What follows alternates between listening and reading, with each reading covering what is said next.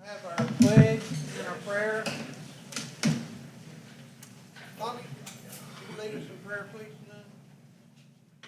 Yes, sir. You want to lead us? Join me in prayer, please. Father, we're grateful for the opportunity to congregate here tonight to do the city's work.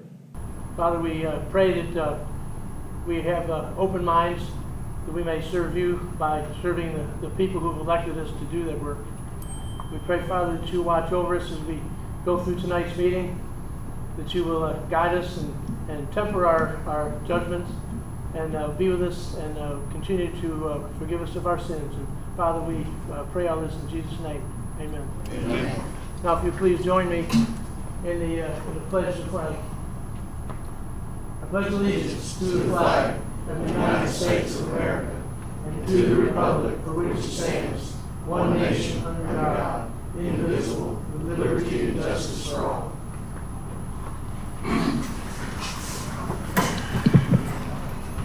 Alderman Duggar. Here. Alderman Stark. Here. Alderman Lindsay. Here. Alderman McCormick. Here. Alderman Lightfoot. Here. Alderman McLean. Here. We have a quorum. Okay, we'll just start with number one, and that would be the parks. And Jack, we'll turn the floor over to you to speak with the council about an election call and financing. First of all, Mayor, good evening. Members of the council, good evening. If I could, I'd pass these out. Good, how are you? Thanks, sir. Also pass these out.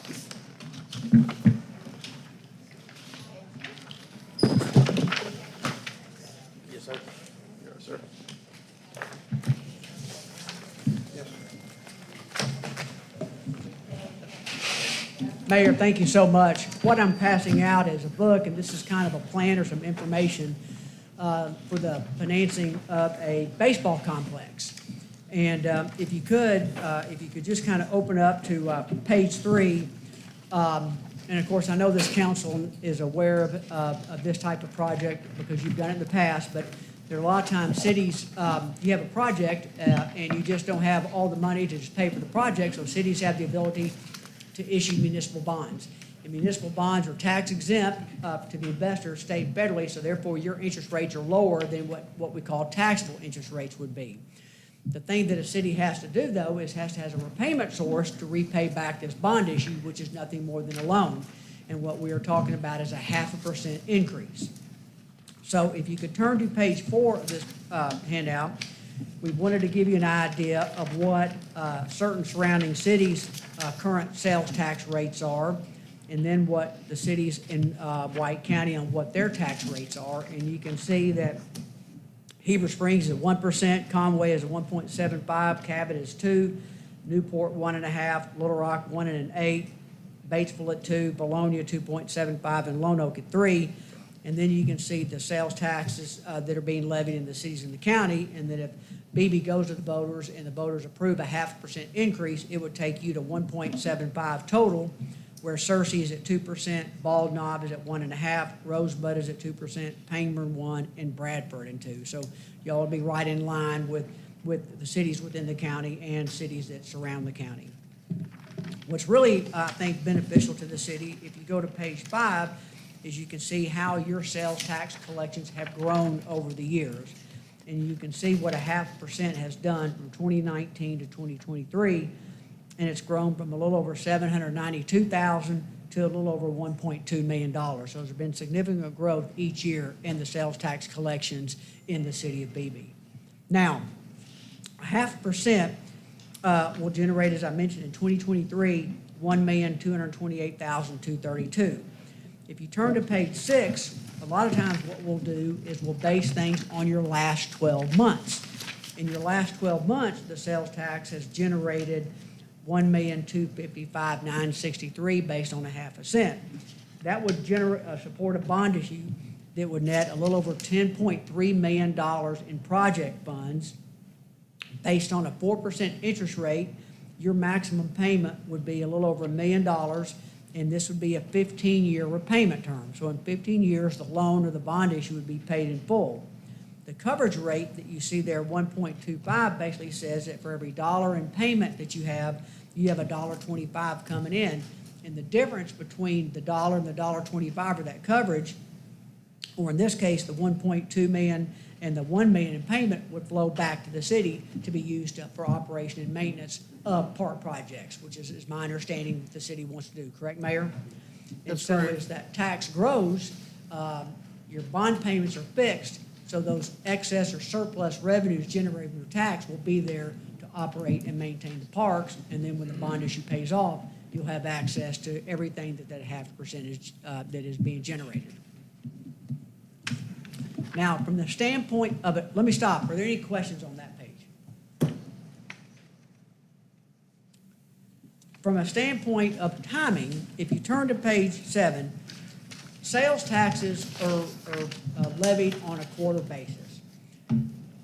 The legislature last year set the time when you could have an election. And so right now, under a presidential election year, which is now, it would be March and November.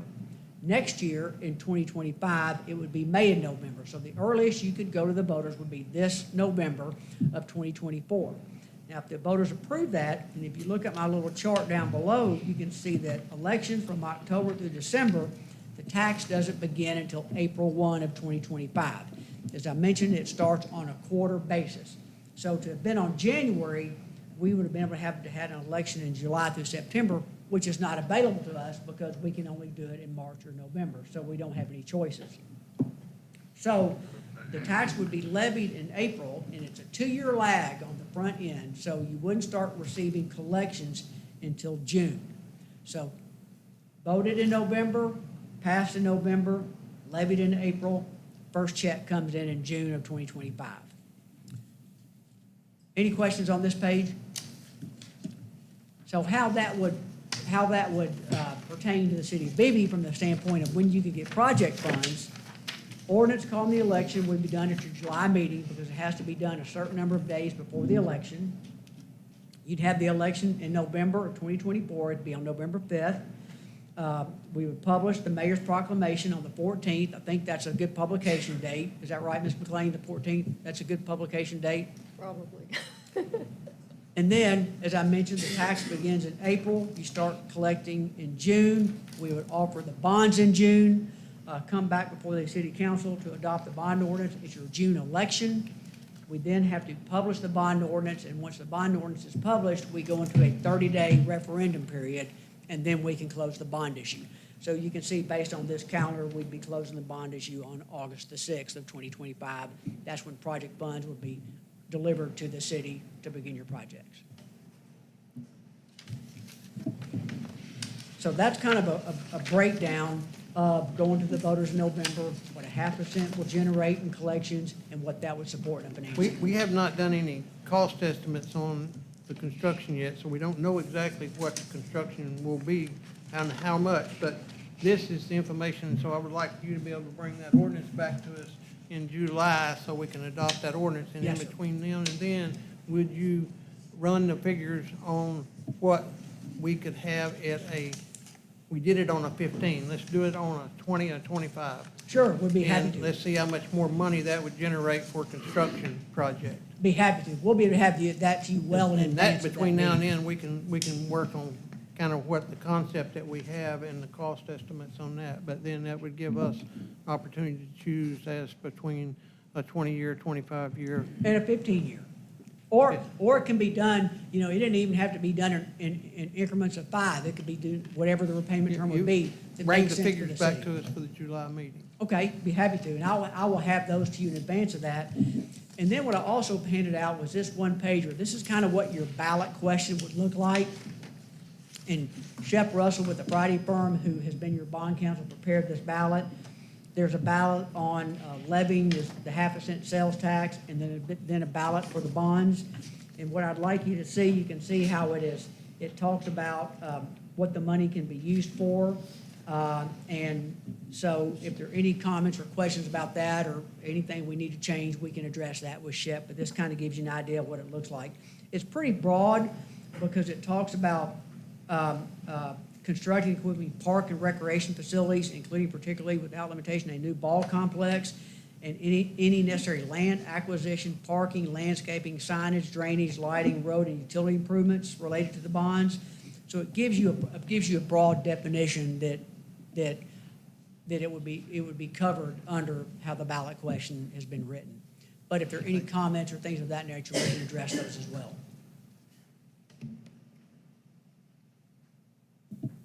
It's just to kind of give you all a good sample of what the ballot would look like. And there'll be 2 questions. There would be one on levying and tax, and then the second question would be on the issuing of the bonds. When you figure that on the additional years, hold back, you figured that on a 10 million, it was generating 10,224,000. So hold back about the 224, 225 on each one of them so we could have those for extraordinary expenses. So you want a net in project funds, 10,225,000?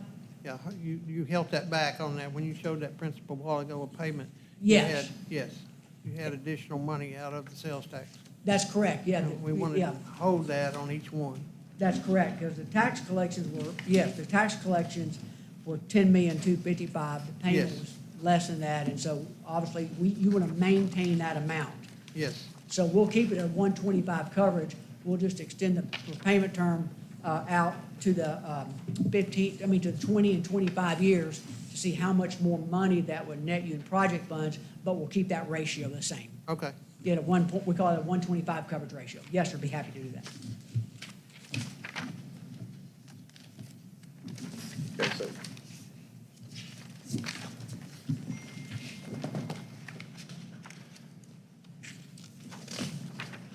What other questions?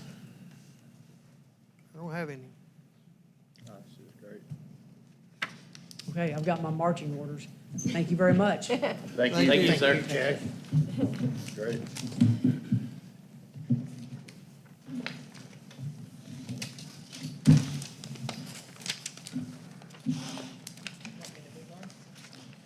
All right, item number 2.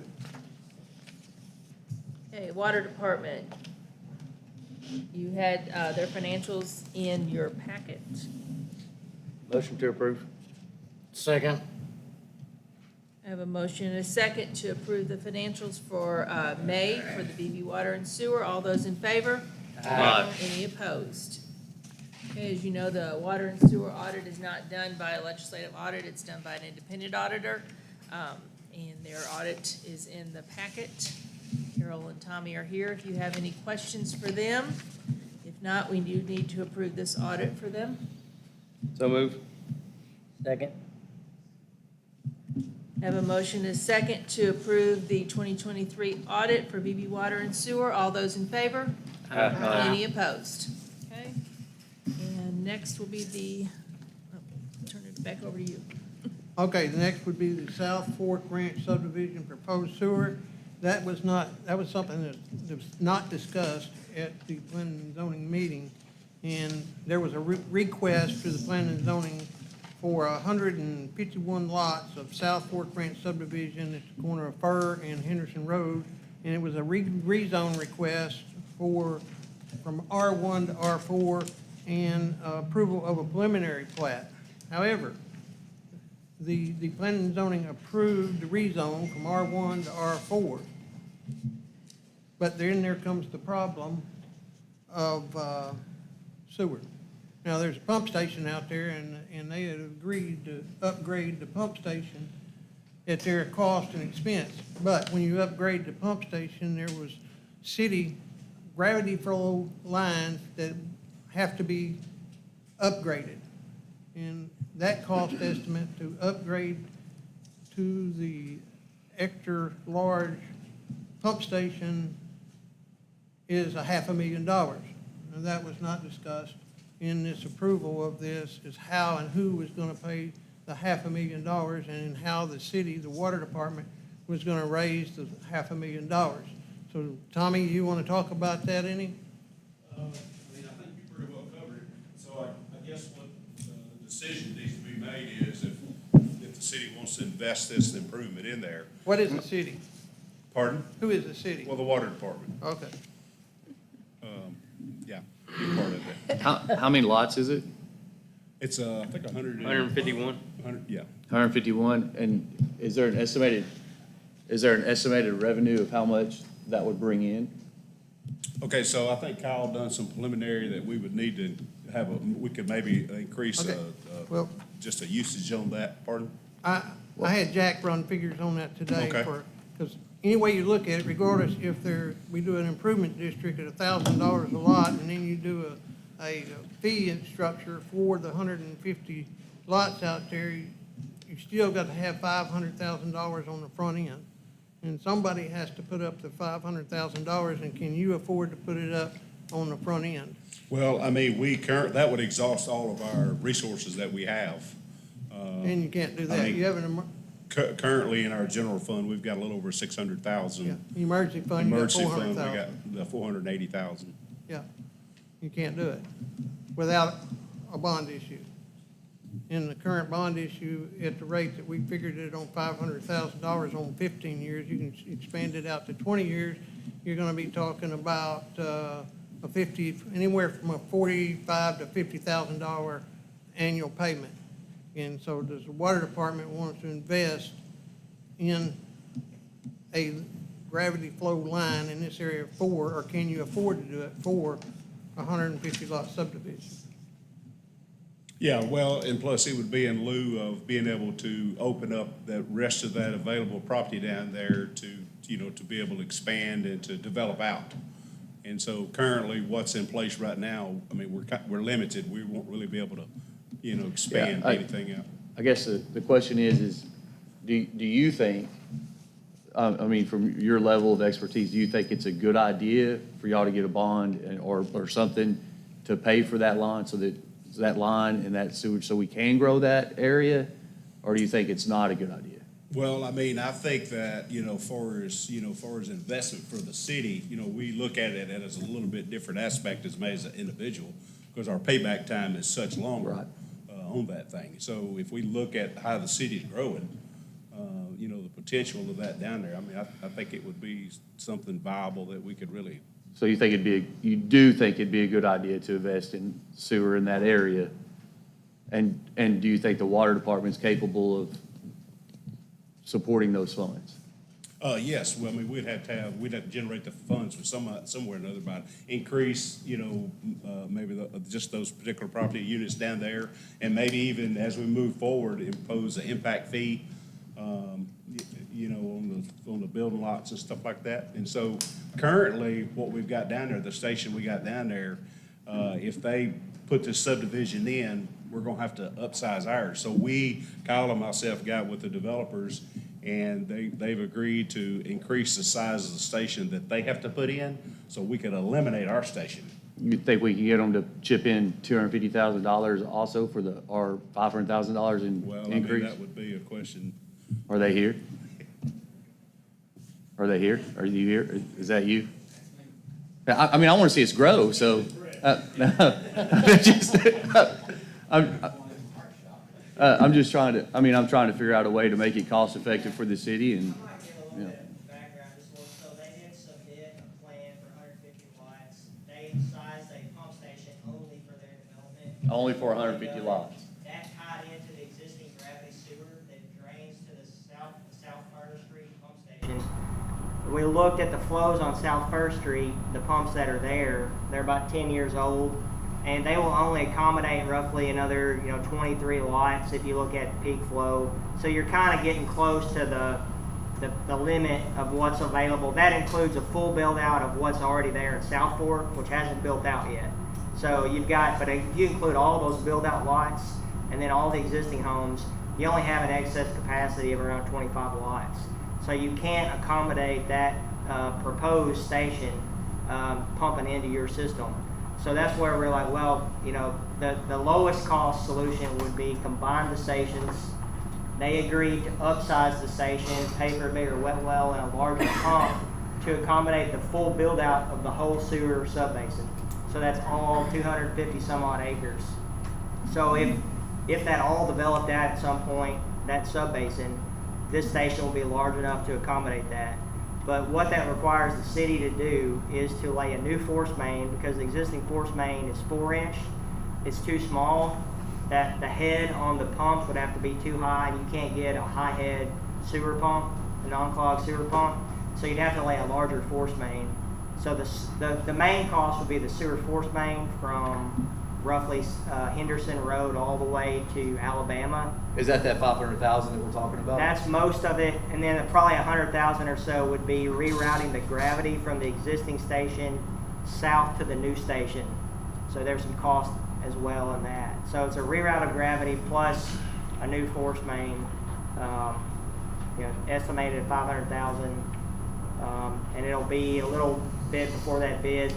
Obviously, this is all conceptual and preliminary, but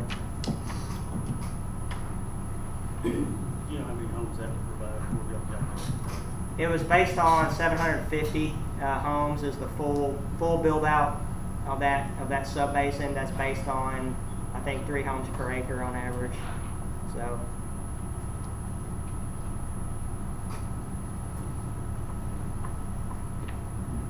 Tommy, you would have to have some sort of rate increase to generate the $500,000? Yeah, I think we would need to.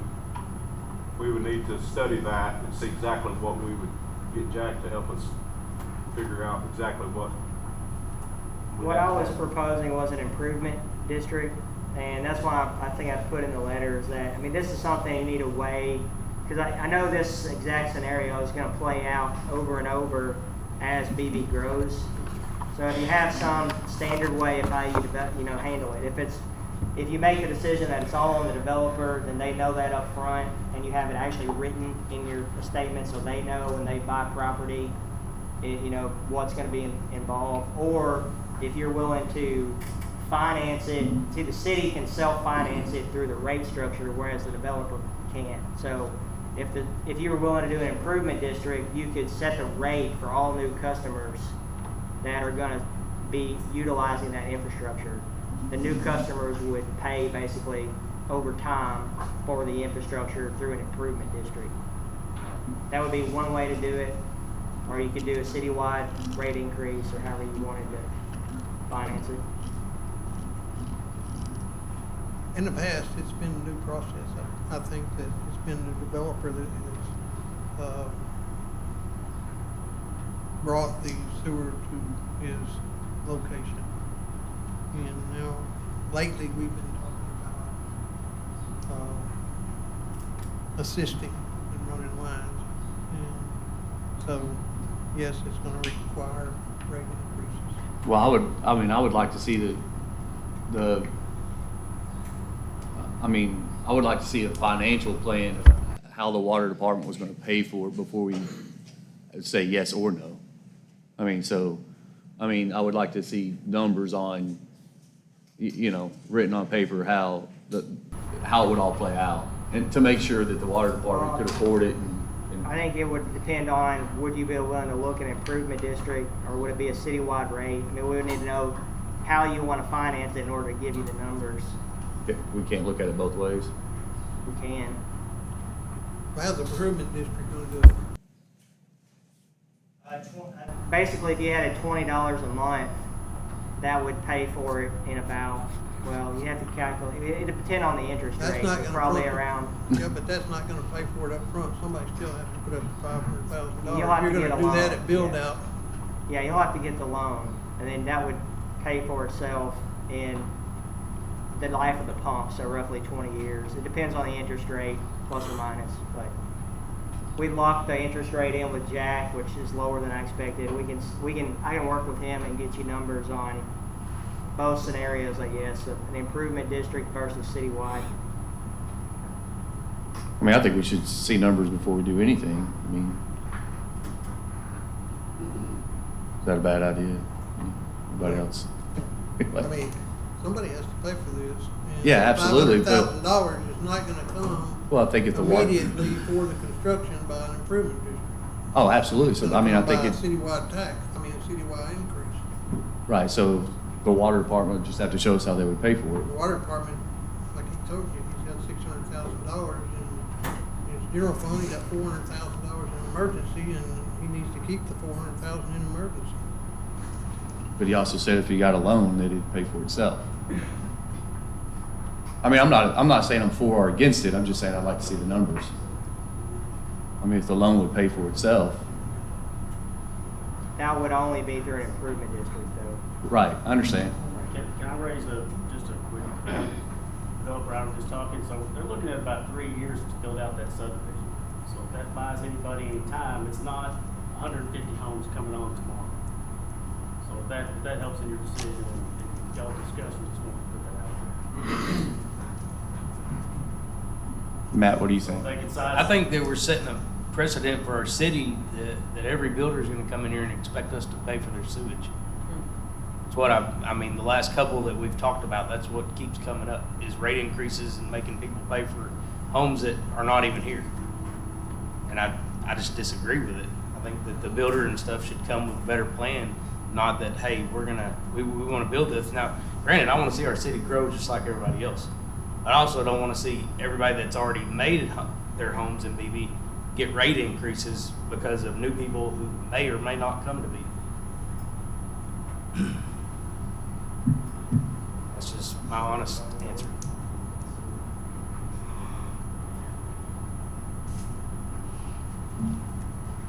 So do we still want to look at a citywide rate, or just take that off the table and just do the improvement district? No, I'm not gonna raise nobody's water bill to pay for sewage going somewhere for new development. What about, I would We not can take it support off. that. what about a improvement district? Would you support that? If it Yeah, paid if for they're gonna itself? be, if the people that's moving in are gonna be able to pay for it all, yeah, I wouldn't have a problem with that. So just numbers on an improvement district? Yes, I've seen impact fees too, kind of the same thing. So everybody that's going to send sewer to a certain area, there's an area in Saline County called Thomas Pasture Pump Station, needs an upgrade, everybody has a $500 tile.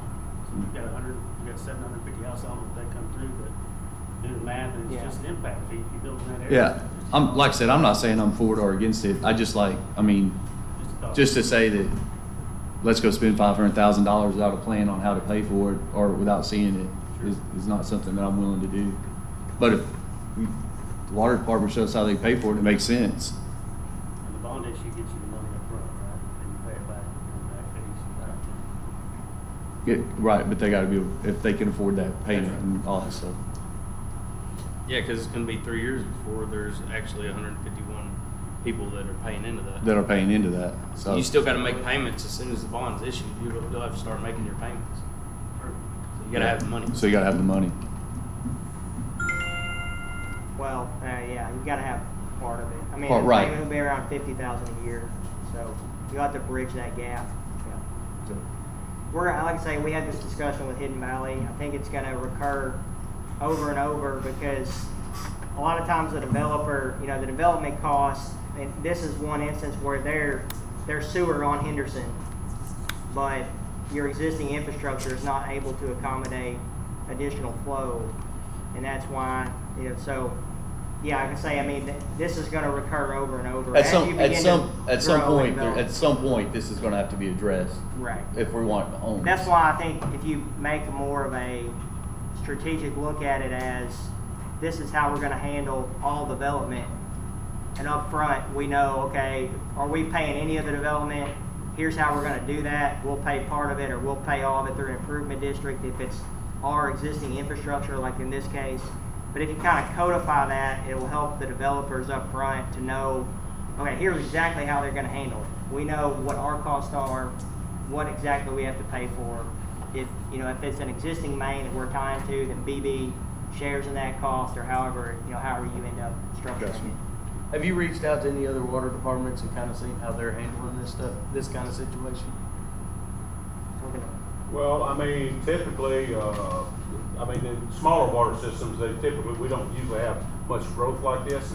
And you really think about BB, I mean, we hadn't really been impacted like this in the past. And so it's like what Kyle was saying, you know, a lot of bigger systems, they put a plan together to where you like, hey, this is the basis, where you don't try to figure it all out on everything. And once you kind of get the ball rolling, well, then one thing, you may be behind the 8 ball, but then once you say, okay, we're gonna impose an impact fee later on, that's gonna help get the ball rolling as other stuff develops. And I think the city, I think we really need to, I think he's gonna start working on a master plan for us. We've had a master plan, but it needs to be updated and just really see where our growth is and how can we, invest in that's gonna grow this city. Yep, I'd like to see that plan. It sounds like you're more for it than against it, though. Pardon? It sounds like you're more for it than against it. I mean, I'm always for growth.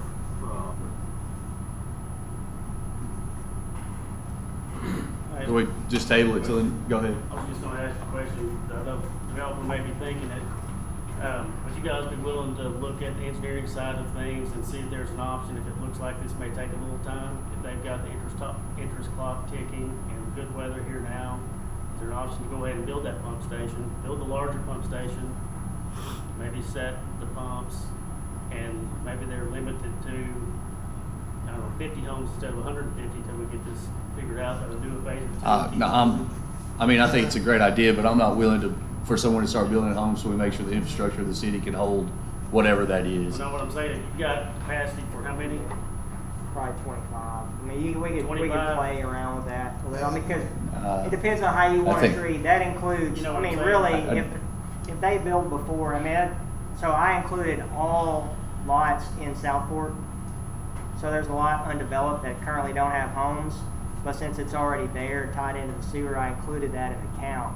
If you only count existing homes, you have more capacity than 25. Yeah, I think I'd wait and just rather see a financial plan. Our first phase is not due to start developing houses until April of 25. I got you. Yeah, I still just, I'd still like to see a financial plan of how it was gonna be paid for before we ever get houses out there or start piecing something together and then something go south. I'd rather just see that. The risk is on them. So tell them to stop, they gotta stop. How many towns do you have? How many of y'all think y'all have? Before they do the upgrade, how many, like currently, how many towns do you have? Existing, well, outside of Southport, there was like 60, and then in Southport, I can't remember, but I counted all the lots. You know what the build out is on Southport? Anybody? No. About 45 more, that's it. So you got about 100 towns total. So you probably have 50 homes, at least 50 available now. I see what you're How quick is Southport gonna finish? Yeah, let's just, Want to table this until? Yeah, let's just table it. Table it till we see some For money. the extension of improvements. I'll second that. Yeah, sewer impact for 150 lots at 500 is 30,000, is all it's gonna generate. So, that's the number I was looking for. what's that? That's the number I was looking for. Yeah. So it's gonna take the return of investment's not very quick. Okay. I don't know, Jeff. Do you think Roush should be interested in paying 500 every time they pull a permit for sewer impact? I just have to talk to them. Yeah. Okay.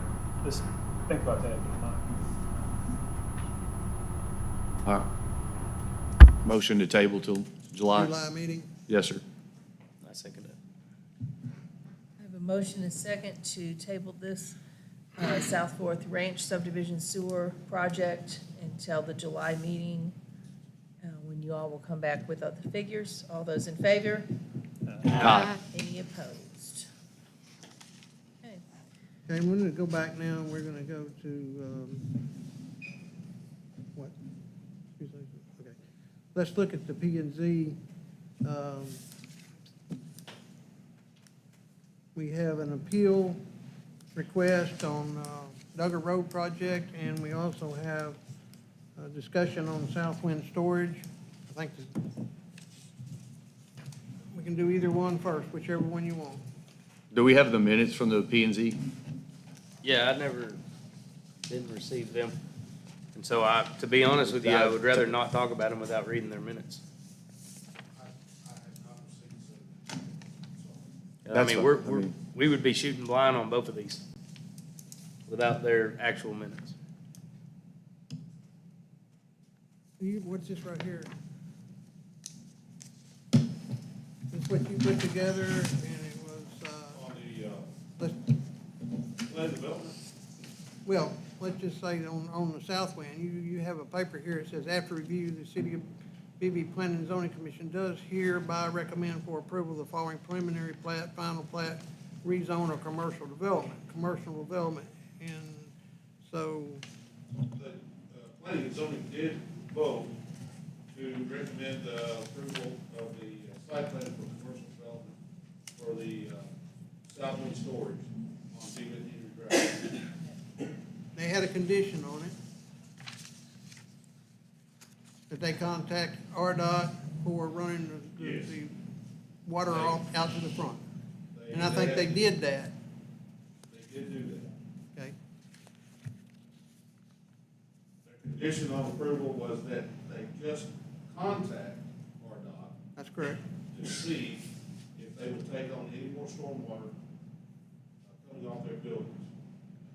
They did not say anything about a response, the developer did contact RDOT, and I got confirmation. So you wanna, what do you wanna do? You all wanna wait for the minutes on this? These people requested a building permit for their stuff yesterday, is that correct? And we haven't issued any type of building permit because it was a large-scale development that required approval from the city council. But I think that it's clear that they approved the site plan proposal with that one condition, and they completed that condition. It's all parking lot anyway, there's not gonna be, Yeah. in my opinion, there's not a measurable amount of extra water, am I right? I mean, you're building on top of the existing parking lot, correct? Right, there's no increase. Yeah. in flow, but, they wanted to look at if they could take any additional water, but the way RDOT worded there, Barrett can speak to it, but RDOT said, oh, we'll look at it, we can look at taking additional, but they're probably not going to. They normally don't, but. Yeah, you're just taking. Do you have your plan with Just you a roof tonight? versus a parking lot. Right. This is right there beside Hayes, right? Do you have It's your in front of, At picture Fred's. plan? Yeah, your, RDOT responded again today with I the, plan, and they said they would only look at it on, if two conditions I want were the met. council to see what your proposal is. They said they would only,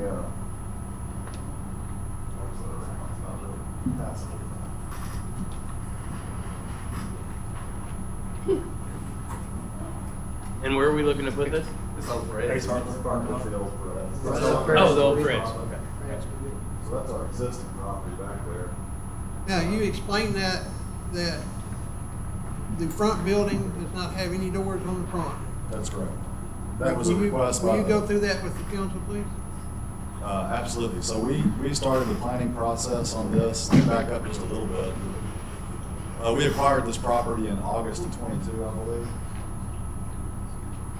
And it had been abandoned for a couple of years. The owner was an out-of-state owner of the last property in their fund, and they just really didn't care what was happening with it. And so, we got the idea to purchase it from Ace Hardware, the guy who owns Ace Hardware, and so we looked into it and did feasibility studies on the city of Beebe, and I live nearby, so we're real familiar with Beebe. This is our second business to open in Beebe. And anyways, we decided to move forward. August of '22, we acquired the property. We immediately went into we call it a conversion product on storage, where we take the old empty big box space that's not being utilized and it really isn't leasable and convert it to climate control storage. Went through the plans process on that. That went very smoothly. And then we opened in January of '23, that facility. I think our chamber ribbon cutting was in February, but 154 units in the interior of that building. And as of about 2 weeks ago, we were 100% occupied. And so always with this project, phase 2 was the utilization of the parking facility. And so in January, we started visiting with code enforcement about the process to get going on that, the parking lot expansion. At that time, James let us know that it was going to need to go before the Planning Commission for Planning Commission approval. And so we submitted those plans in, I believe we submitted those plans in March in preparation for the April meeting. And in the April meeting, we thought we'd covered all our grounds with code enforcement and reading the code book to make sure it was compliant. And some of the commissioners had concerns about the doors facing DeWitt Henry. Also the materials facing DeWitt Henry. And so we took it back and we reran how we could lay the facility out so that we could remove all doors facing DeWitt Henry. So we redid our product mix. It added a little bit of cost, but it is a nicer looking facility. And so everything along the front facing of DeWitt Henry is up to code standards, on design standards. So we resubmitted that at the May meeting in hopes that we'd be able to move forward. In the May meeting, there just happened to be not enough commissioners that could have a vote that could move it forward. And so we had a lot of discussion in the May meeting since we were here. And one of the things that they asked for was a better understanding of a visual representation, maybe a 3D model or so forth. And so this is why this was produced. At the same time, we'd gone back through, visited with the mayor to say, is there anything we can do as a business to like do things better, or raising the bar is always something of interest to us. And our desire is not to just pass planning commission, but to get unanimous support, because we've dotted our I's and crossed our T's. And so anyways, I think that probably was a challenging task before us, but we did re-present in June and discussion went well. It was the first time that the water was brought up in the 5 months of planning, but we have addressed that one. And in the June meeting, we passed with a 5-0 count and approval for the site plan. The condition was, there was lots of discussion on the water concept. There was a question on if we could move the water from the parking lot into the ditch along DeWitt Henry. And the reality of it is one of the commissioners noted, in looking at the grades, there's no way to do that. We'd have to run water uphill to even make that possible. But then the bigger reality of it is if it goes to that ditch, it just goes through the culvert and right back into the same ditch it's going into anyway. And so I don't think it would matter, and to your point, that it's already an impervious parking structure, and if anything, we're arguably helping the flow slow down by putting buildings on it. So RDOT did respond today, and they said, you know, we would look at it on 2 conditions, and the first condition was there's not an alternative path for drainage, which this property's had since Harvest Foods was built. And the other one had to do with calculations that are way above my head. So we didn't know we were coming to this commission. As the code book read, you know, it first goes to code enforcement on approvals for building permits and plans, and unless it requires site plan approval, in which case it goes to planning commission.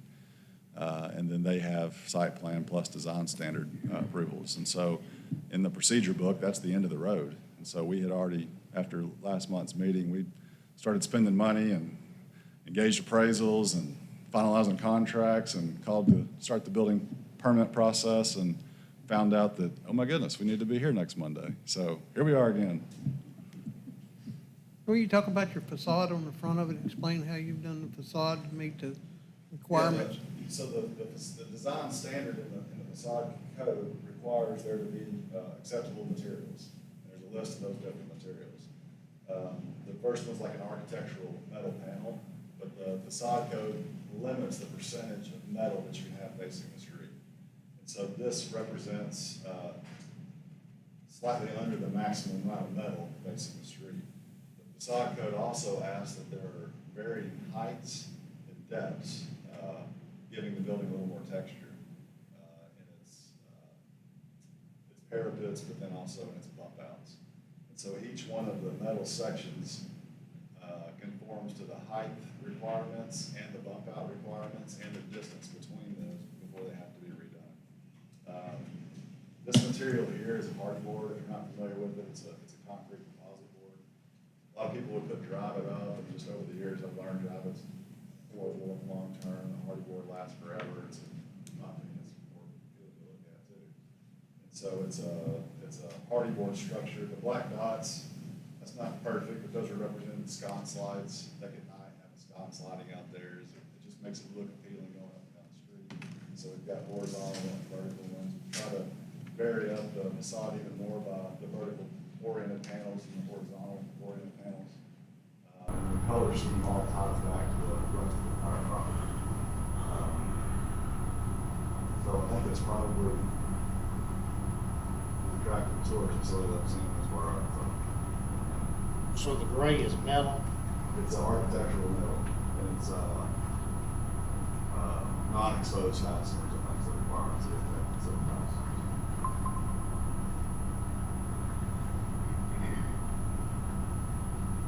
It was a unanimous vote from P&Z. Yes, sir. It's a 5-0 vote. So, very well. On the water, we just started with the water. Are them air cooled or air conditioning or? These are drive up, dry storage.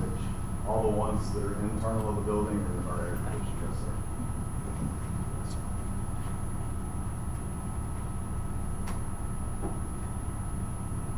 I don't have a problem with it. I don't. I'll make a motion that we go ahead with it.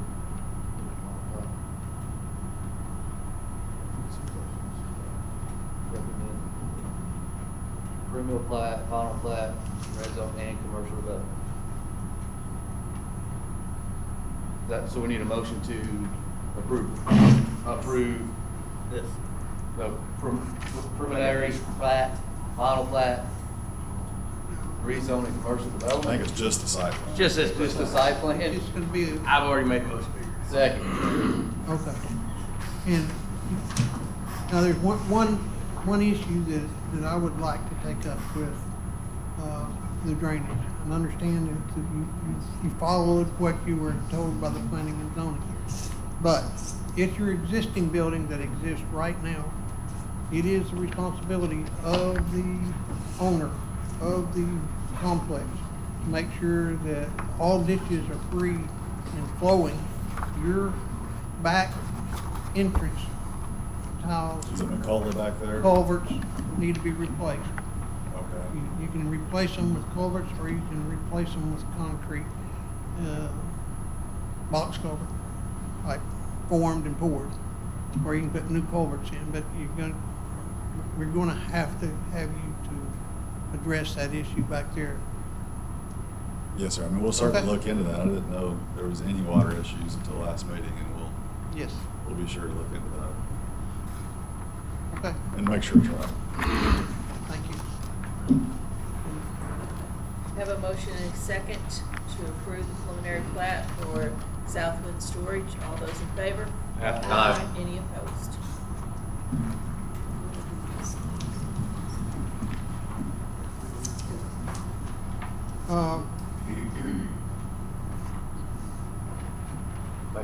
Okay, you had also an appeal on Duggar Road subdivision, and James, by statute, planning and zoning was required to send in within 15 days notice of why they turned down the rezone of R1 to R4. That's correct. You have that letter for the council? I can get it for you. Okay.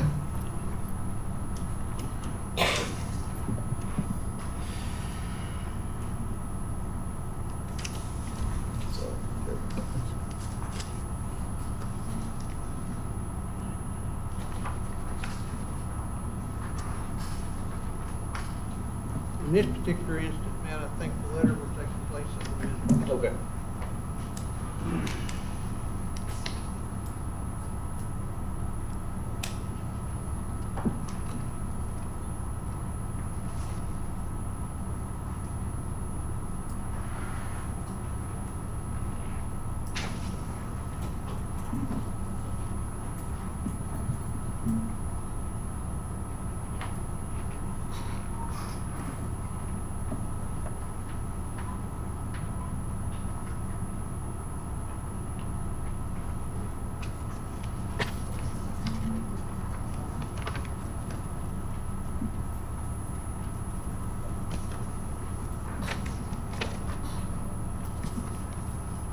Where's the letter?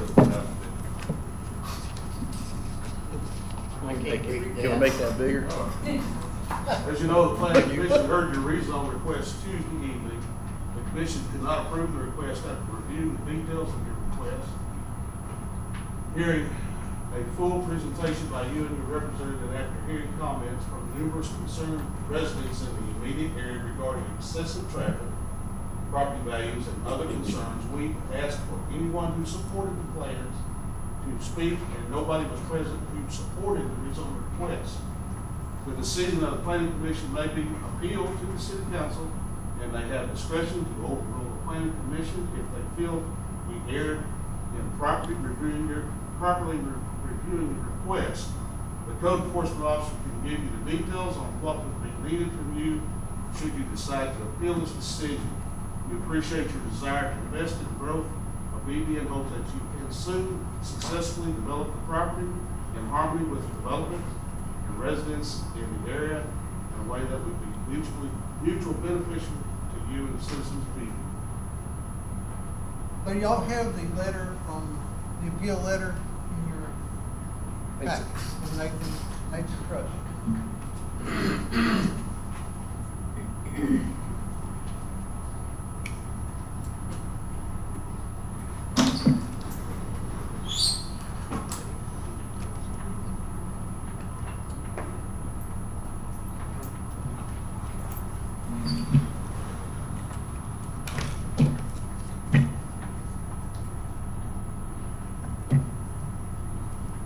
So the reason why it wasn't approved was because of citizen input? Because, what was the, So if we may, appreciate y'all here tonight, and I'm Eric Richardson, Richardson Engineers, representing Nathan Bruce, Robert Lurcher. Look forward to hopefully working with you guys in the near future on some of these projects. Can I pass around a map? I wasn't sure if you guys had a little map of the rezone area. Just want everybody to have as much information as you could. Your appeal. This will be something real quick. I thought might help everybody kind of place the area that's the top.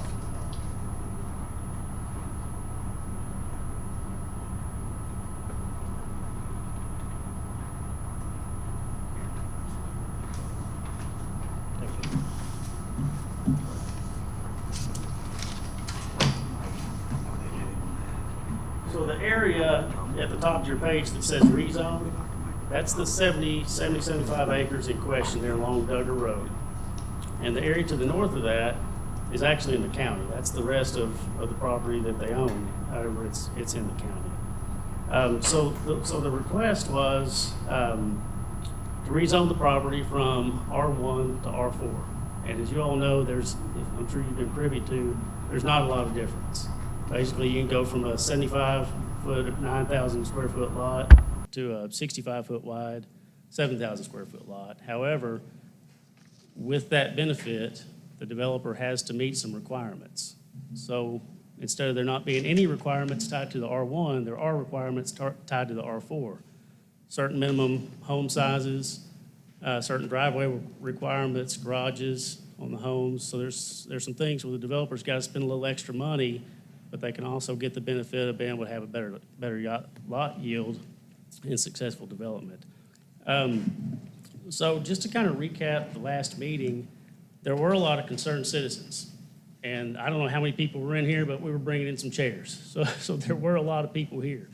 Their concerns, though, once we started talking about the project, it seemed like most of their concerns were there going to be apartments here? One gentleman said, are you gonna use my driveway for an entrance?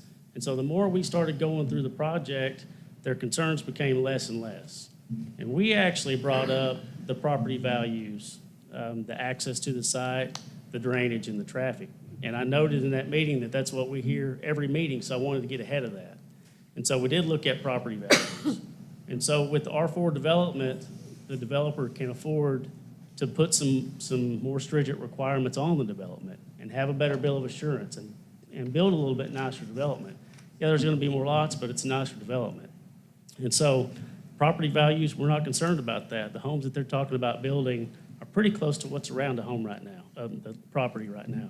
Oh, see, that's, what's pretty close? Well, so what did we have? What was your minimum on that? It's like 1,400 to 1,600 square feet?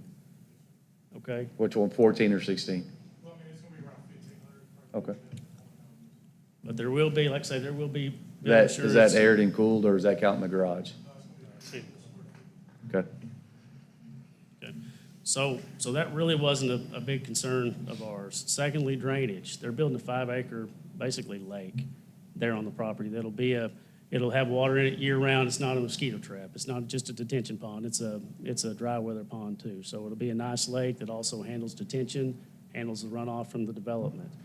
And in regard to traffic, there's 2 ways. There's going to be several ways into the property. There's several ways to get to the property.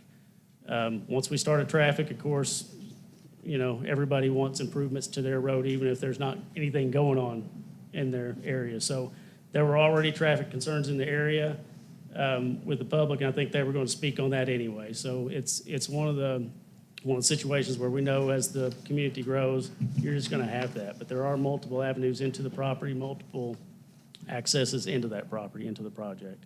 But wanted to note that when we came to a vote, so I think everybody, by the time we came to a vote, was pretty calm about it. I think they understood that, hey, we can have R1 and have a few less lots with no restrictions, or we can have R4 and have a little nicer development. And I think most of their questions were answered. When we came to vote, we had a few that had to recuse themselves. Okay, so we had 3 recuse themselves. We had 1 come back in. We had 5 votes, 4 yeses, 1 no. So we got the majority, but it was pretty tough by the time 2 people recused themselves to get a full vote. So, or to get the project passed. We didn't have the 5 out of 8 or whatever the percentage was at that time that we had to have. And so the meeting adjourned. We were a little bit surprised. We got to talking to some of the residents after we left, and they said, you know, I'd a whole lot rather have the R4. I'd rather have that with the restrictions. So we just felt like, look, this is a situation where city council's voting against planning commission. We had a majority vote for. We were just a little bit unbalanced with the 2 that recused themselves. It was a little tough to achieve the 5. So wanted to come back, wanted to request an appeal. We're here to answer any questions that you have. Developers are here to answer any questions that you have. They're local. Robert lives right down the road. He's basically a neighbor too. So local, invested, and like I say, we're here to answer any questions you may have. And Who's building the homes?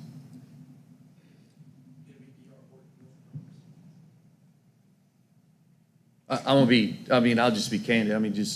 Here's the issue. The people in that area who just had some homes put in that area feel like they were misled. And that's the battle you're facing. And I know you're familiar with the area and what happened. No, not by you at all. No, not by you at all. The homes that were put in on.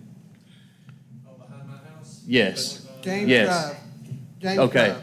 so when questions were asked about those homes that were going in, they were promised that there were gonna be so many square foot. They were promised that and then something else went up. So what you're battling with the community in that area is they were misled, thinking something else was gonna go down that road. Okay, so that's where the communication and the problem is with the subdivision on Duggar, right? Because a lot of questions, I know people that called the realtor that sold the homes, I know people, and then next thing you know, which I know affects you because it's literally in our backyards. Yeah, So, I know what 4 had for suburb. yeah, I can see in their back doors. Like, I get it. So, but I'm just saying, that's the concern. The concern for that area is they were misled.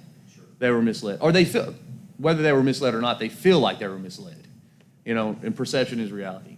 So, with them feeling like they were misled, now they're very cautious about what's going on Duggar.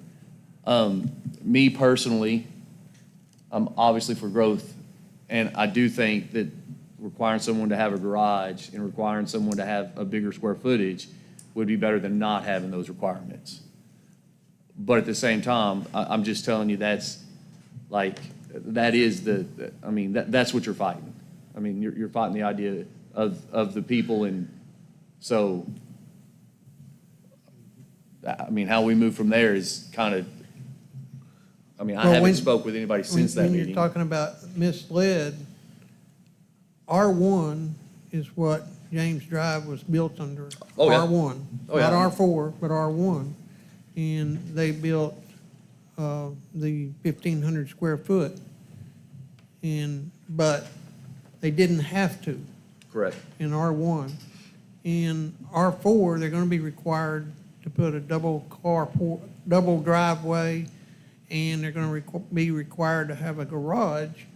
But R1, you're not required of any of those things.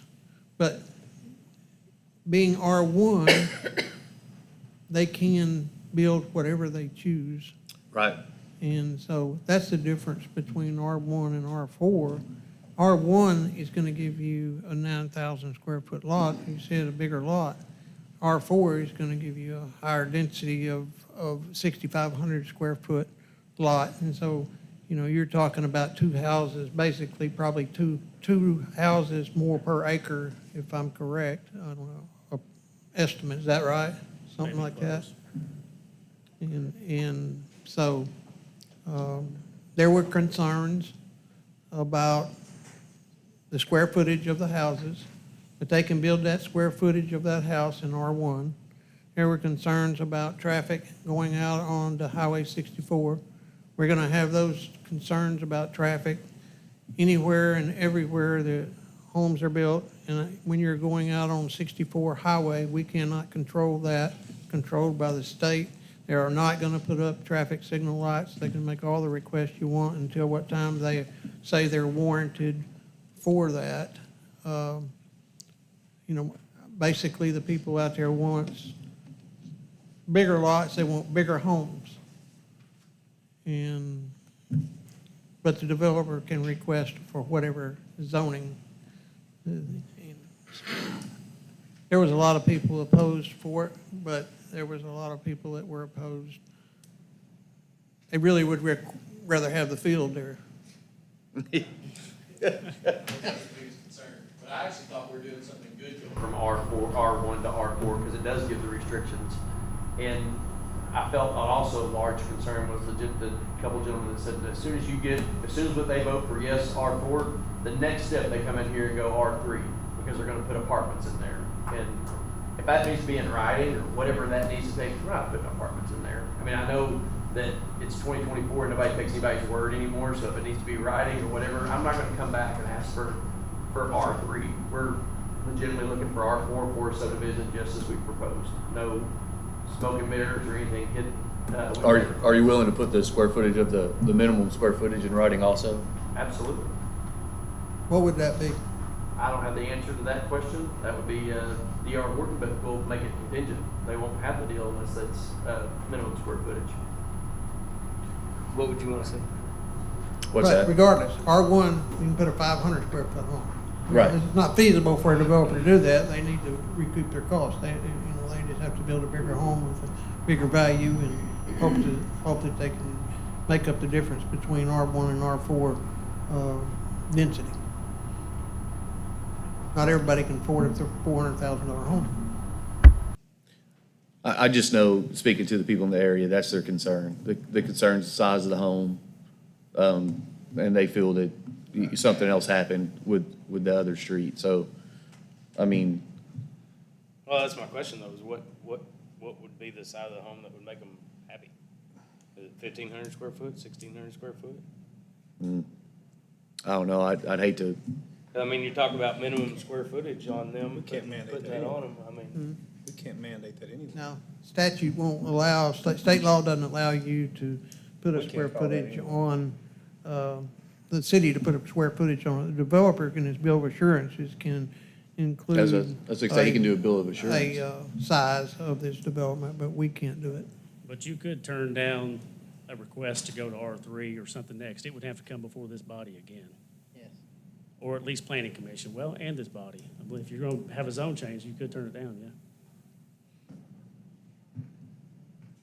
So that ensures you guys go to R4 and stay at R4.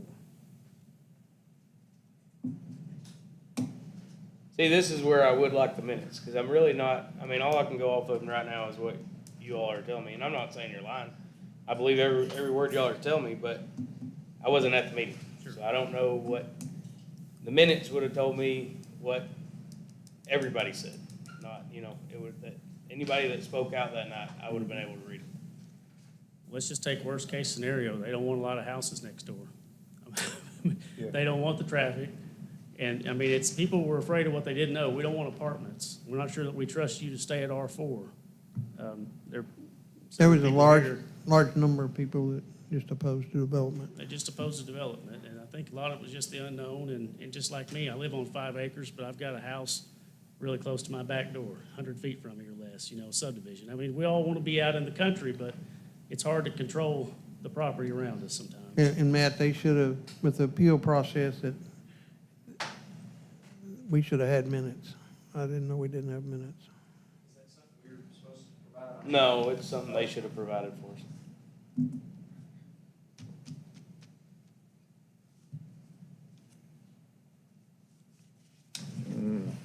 I have to agree with Matt. I just really don't feel comfortable in voting on it until I can read those minutes, so I can know what I don't was think what we're trying to do discussed. is tell y'all we're not gonna approve it. We just wanna see the whole story. You get what I'm saying? I can't sit here and I can't make an educated decision, and do the people's work when I don't know what the people said. I follow you, you've got to take care of the citizens of this town. To my knowledge, has the city ever declined an R1 to R4? Has that ever happened before? I don't think it has since I've been on It's not just, that was my confusion part of Not that I recall. Okay. I think it just, And I don't have a problem with the rezone itself. I mean, I don't, because the plat and everything, nothing, just a rezone, it would just be to rezone it. That's Nobody's right. approved any Well- plats, nobody's well, let me done ask this. anything, right? Well, Yes, I If- think, well, no, they didn't because they declined the rezone, so we never made it to the plat. does, Yeah.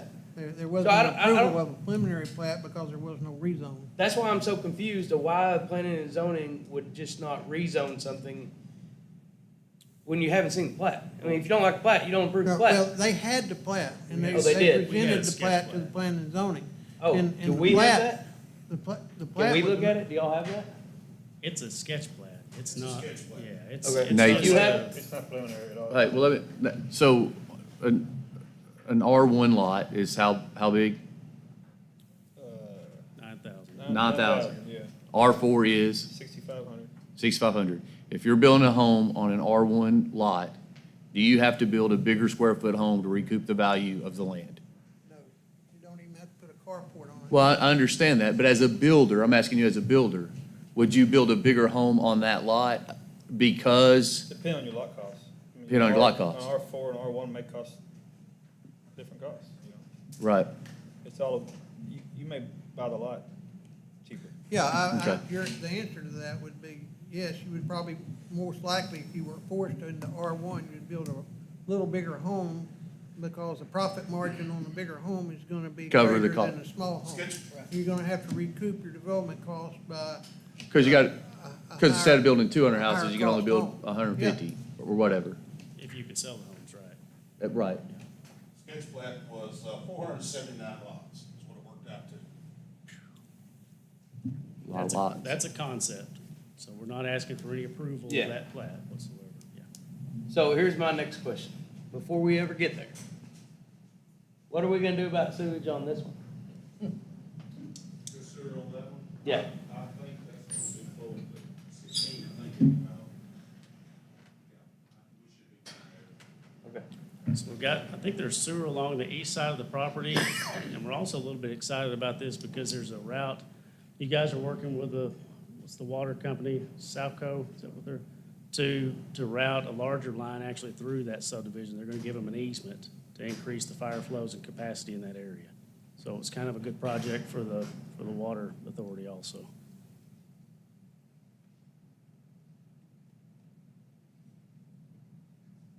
We're not supplying water to that area? We're not supplying water to that area? Bobby, that's answer is no, that'll be Southco. You could could you supply? We through would get master sewage, meter? no water. Sewage, no water. Can you supply it through master meter? And you're never gonna get water out there. You're never gonna get rights to the water, whether it's commercial or residential. My Okay. question is, can you all use a master meter and get any of that water since it's in the city limits? Can you set a master meter on the Southco line and get rights to that water? USDA loans, so it's, as long as it's funded by USDA. We've got water all around. We could service it, but it's not our service territory. Okay. Even though it's gonna be in the city limits? Yeah, We've been through them battles. I got you.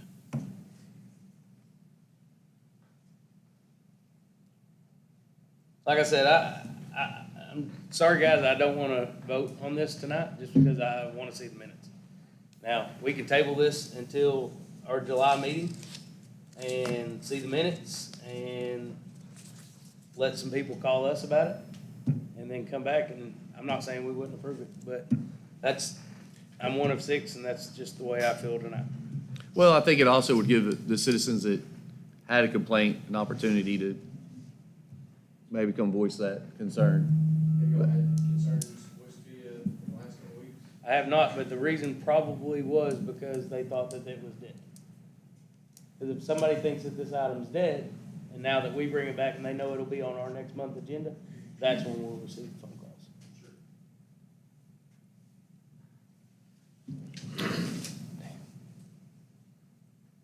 Is that a form of a motion? Yeah, I'll make that a motion. I'll second that. Carol?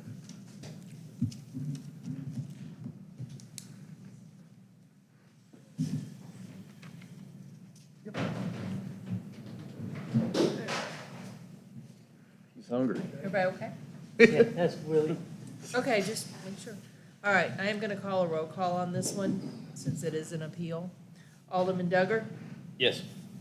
Alderman Stark, Yes. Alderman Lindsay, Yes. Alderman McCormick, Yes. Alderman Lightfoot, Yes. Alderman McLean. Yes. Motion passes.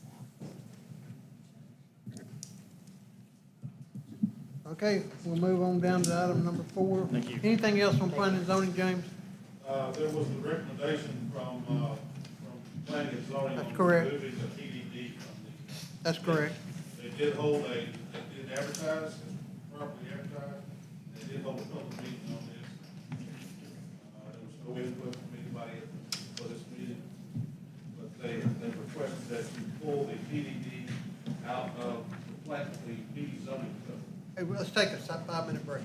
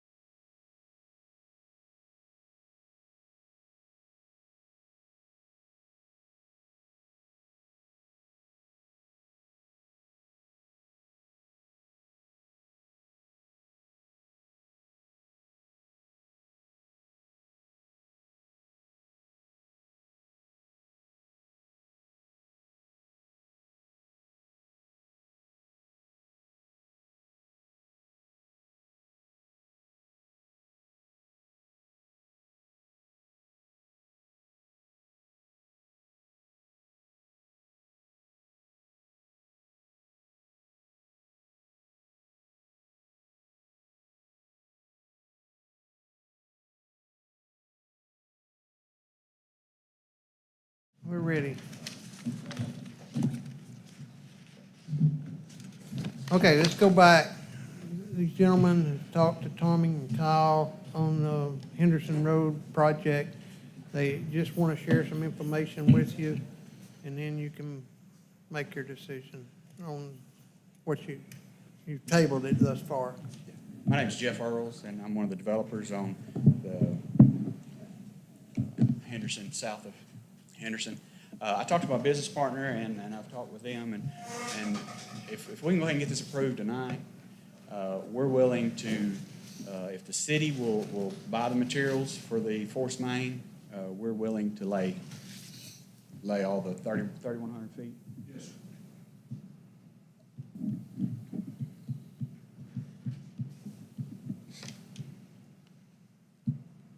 So that would be, you said, Tommy said he priced the pipe, and we're looking probably around, 50 to 60,000 on the pipe, and then the gravel, there will be gravel bedding that the city would have to provide for them to use to install, and it's only probably $7,500 worth of gravel or so, and that would be also the tracer wire, which is fairly minimal cost, but that would be the only materials that would be provided.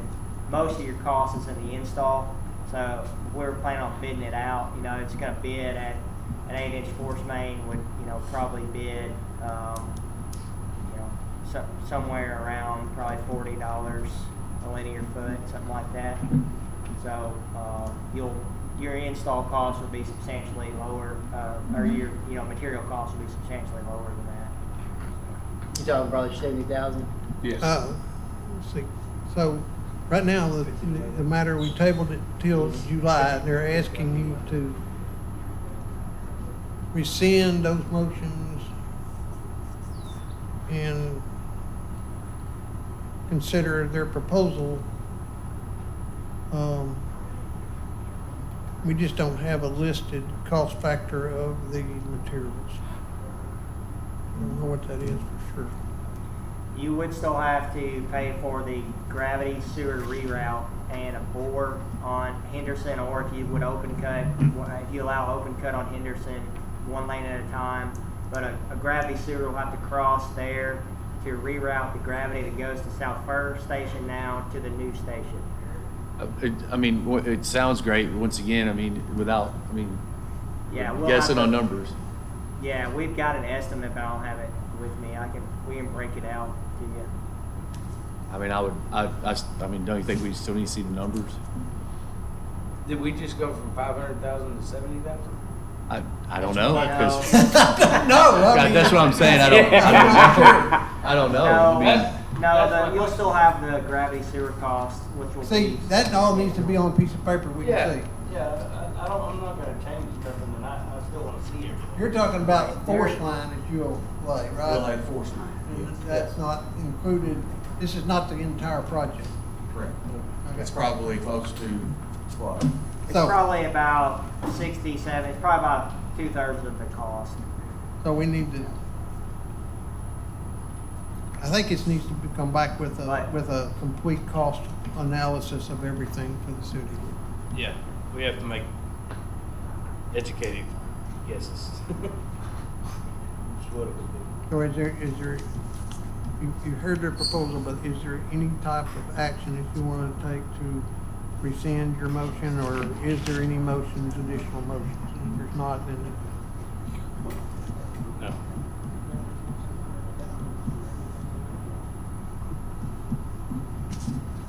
see you in July. Thank you. Yes, sir.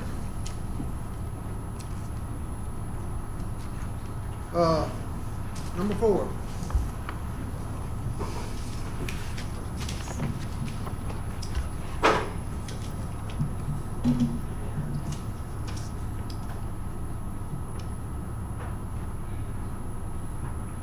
Yeah, back to where we were at was City of Beebe Planning and Zoning Commission.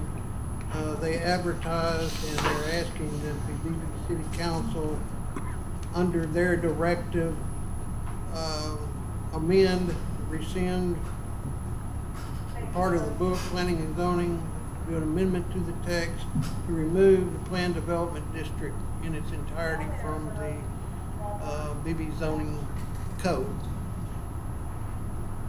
Now, we've never done a PDD, a planned development district in the city, and you might as well remove it, because it's not gonna, you said that, didn't you? Yeah, not, can't get one through anyway, so.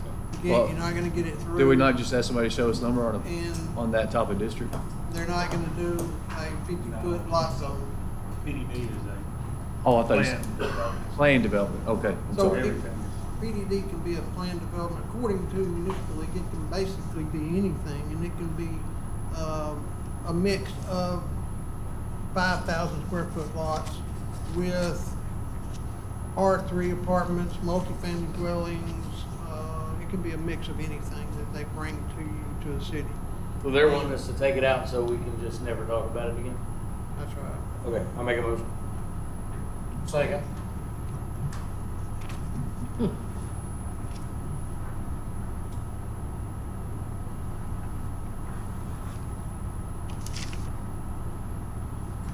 All right, Alderman Duggar, Yes.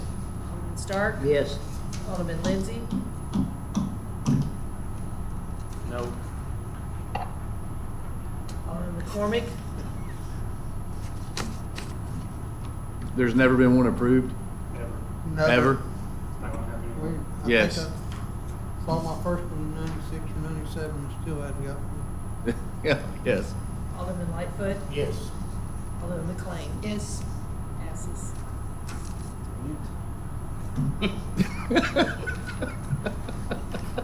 Done with that, Nathan? Do you want me to write that in the minutes? All right, they've also, we have an ordinance, and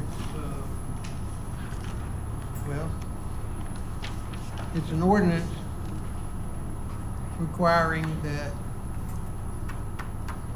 many storage buildings be placed under conditional use permit.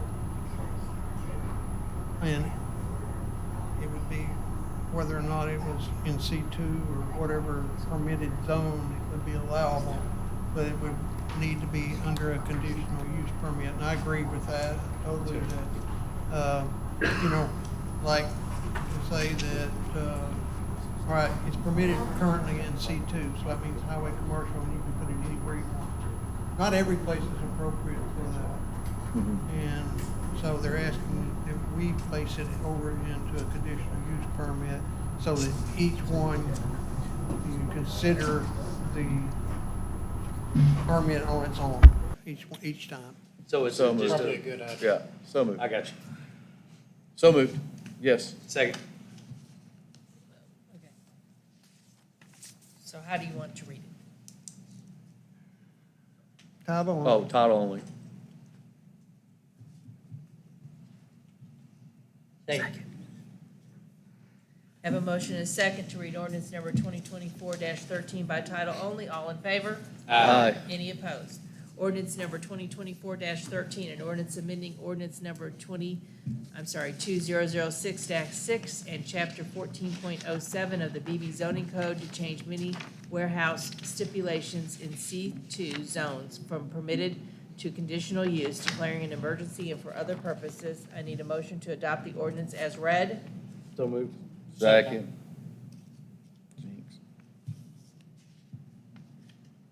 Matt? Yes. Sean? Yes. Nathan? Yes. Jacob? Yes. Tracy? Yes. Lee? Yes. I need a motion to dispense with the second and third readings. So moved. Second.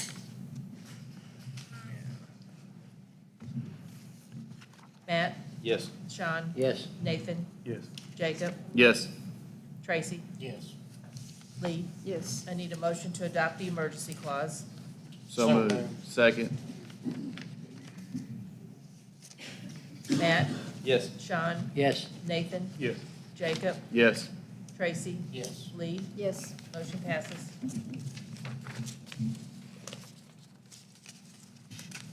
On the table, tonight, we handed out something from Old Arkansas Lawn.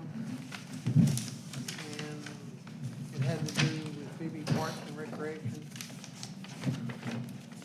And it was putting security, upgrading security on the current concession stand and placing cameras at the concession area and also at various places on poles out in the park. And I think that's a good deal. I don't mean to price, we always say spend money, but I mean, I think that it's a needed. And I think that if something were to happen, we would be questioned as to why do we not have this security in the cameras? And the cost of it, you see what the proposal is. So I have where is it monitored at the ballpark or will it be monitored somewhere else, the cameras? The cameras will be at the concession inside. Okay, Probably Jason's office. okay, and then, The main.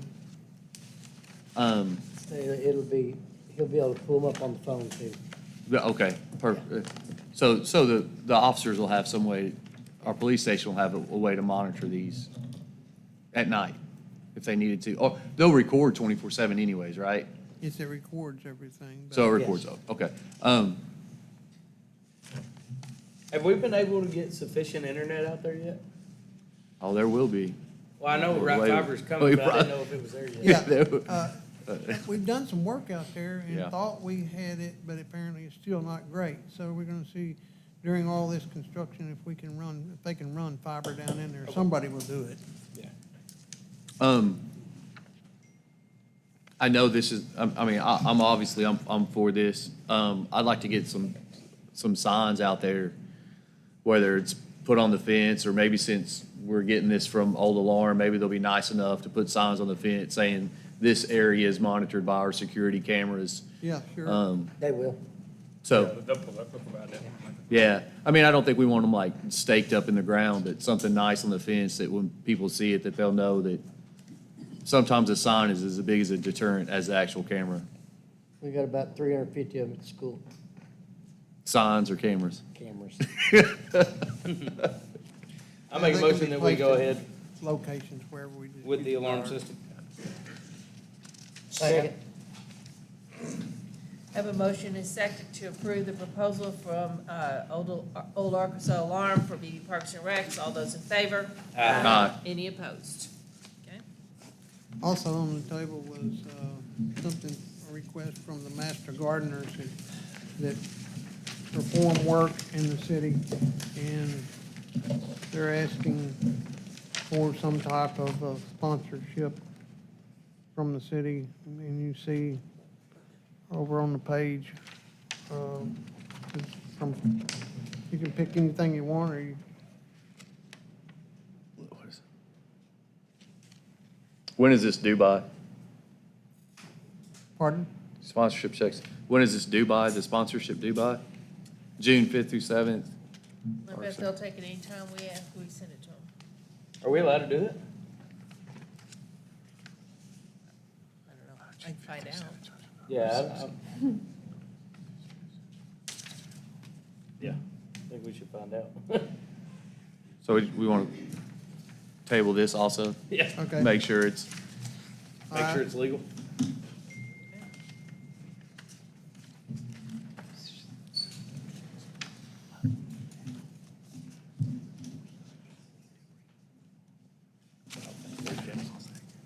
Go down to you, Carol, on the financials. we just, All right, the financials were in the packet for the month of May. Any questions? motion to approve. Second. Have a motion and a second to approve the financials for City of Beebe for the month of May. All those in favor? Aye. Any opposed? You had two sets of minutes. One was the May 19th regular meeting. Motion to approve. Second. Have a motion and a second to approve the minutes of May 19th, 2024. All those in favor? Aye. Any opposed? Then you had the June 10th special meeting that we just had. Motion to approve. Second. Have a motion and a second to approve the June 10, 2024 special meeting minutes. All those in favor? Aye. Any opposed? The only other thing we have, Mike, is police vehicles. Yes, sir. Before I step out, you guys are gonna be tired of me. It's over. Don't hate me. I know the developers want me, didn't want me to ask. Is there any way, I think he's already left. I think he's in a little bit between a rock and a hard place right now, because they've got contractors and they're ready to start construction. They're also working on another property. I think it's in Beebe, or in the Beebe area, where they're trying to do two of these projects at the same time. Anyway, it's giving them a hardship. Is there any way that the council would be open to a special meeting? I think we're just waiting on a breakdown on some numbers. I hate to wait another month on that. I know it's labor to you guys, but I need to just at least request it. See. Absolutely. I don't care. Absolutely. Okay. I'm out all next week, so it'll be 2 weeks. 2 weeks, okay? That gives us time. Put you at 4th of July week. I'm just, huh? No, I'm out. Yeah, that's what I said. I'm out all next week. That's 4th of July week. So So the week after that? Yes. I'm just, Yeah. I can meet. Absolutely. so the week after the 4th. Okay. Is that time to get the numbers? Obviously, maybe. I don't think we just need a couple of days. All set to break it out by material versus install, that's what you wanna see, right? No, not on that. We want to see everything, how it's going to be funded. Yeah, we can do that quickly, I mean, well, we don't have, we're doing the improvement district, right? Correct, not Correct. citywide, improvement district. And you will set, here's the rate you need to set for these new, you wanna include the new services only, right? Not existing services. Correct. So, yeah. Okay. I'll get the numbers from Jack. I mean, it may vary, because the interest rate may change by the time you do the bond, but it'll be somewhere close. And you'll have to bid the sewer, so the gravity sewer, that probably won't bid for another 6 to 9 months. So, but I'll try to give you a conservative number on what the city would need to spend and finance. How long do you need, you say? I'll get it to him by the end of the week. Okay, and then you all are thinking, July 8th? Monday, July 8th. okay, wonderful. Thank you so much, appreciate that. Yeah. What? Monday, July 8th. Yep. 6:30? That'll work. Yep.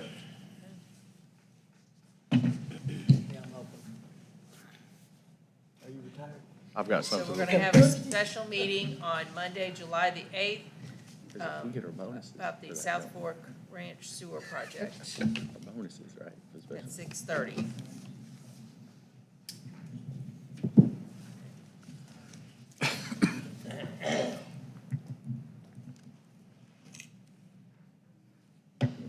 Anything else? Oh, Matt, do we want to talk about? Yeah. Yeah. Of course there is. Yeah, Yeah, this- we got something to talk about. Wait, Vehicles. Oh, can we do? no, we can do it first. Okay, thank you. Mine's not as important. It's pretty important, but not that important. Go. So, we've got a couple of issues we need to replace. One of them is a 2013 Ford Taurus, with almost 186,000 miles on it. Another one is 2014, I'm sure they do that with almost 182,000 miles on it. Is that Ron's old truck? Is- The blue truck, cheaper work I do. Traded in? Traded in. The black car, like the trade in, like the donate it, or sell it outright. We'd like to replace those with 2 Ford Mavericks. Awesome, I'll go. That's $30,394. They're not state bid. They are under state bid format, and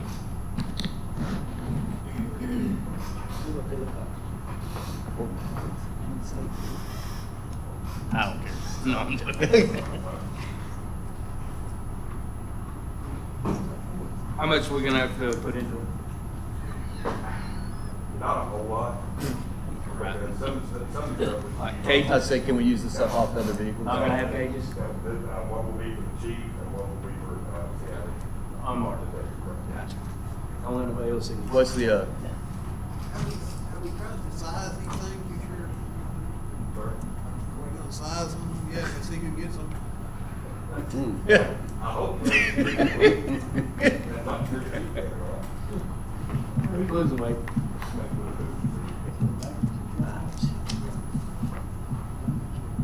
Now, Is that my bear that's been on top? Yeah, he knew he was gonna do it right. So you spit in it?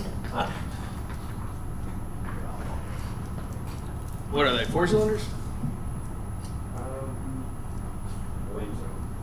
Be good on gas.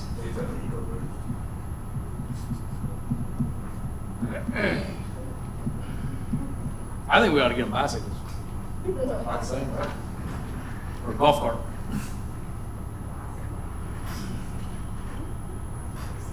so these are not patrol vehicles? No. It's just driving around, 4-cylinders, Yeah. good on gas. Right. You could do horses. No, then we gotta feed them. Oh.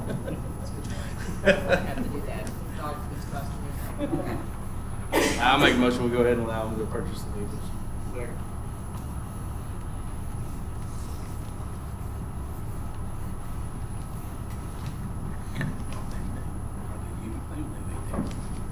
We have a motion and a second to allow them to purchase 2 Ford vehicles. All those in favor? Aye. Any opposed?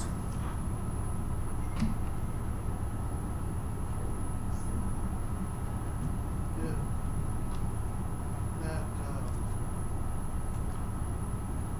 minutes that you're wanting, Matt, I'll have them transcribed, so you'll have everything in priority. Thanks, sir. So, since we're done with our regular agenda, I do have something that I'd like to put out there. I'm not sure if everybody's aware, but the Beebe Badger Booster Club has taken over our football program. So, the city's no longer gonna be running it. We've already been meeting, got coaches, got teams, got sizes, everything's going good. I would like to make a recommendation, if it's possible, because I don't even know if it is. The equipment that the city bought last year, can we donate it to the Booster Club? Yeah. So the coaches are not out and the Booster Club's not out, because they're already supporting every athletics from BB. So I think it's only right that they took it over, we donate the equipment we bought. I'll make that motion. We have a motion and a second to donate the football equipment from BB, City of BB to BB Schools / BB Booster Clubs. All those in favor? Aye. Any opposed?